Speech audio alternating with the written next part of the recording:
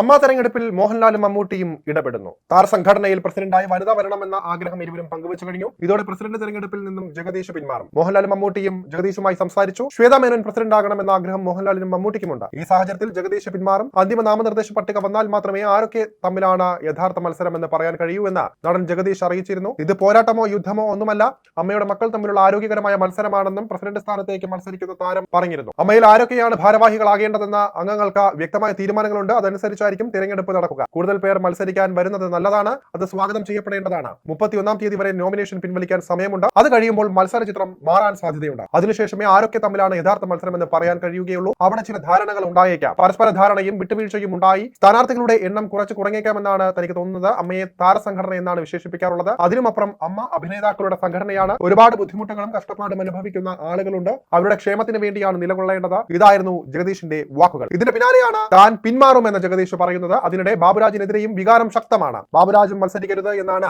മോഹൻലാലിന്റെയും മമ്മൂട്ടിയുടെയും നിലപാട്.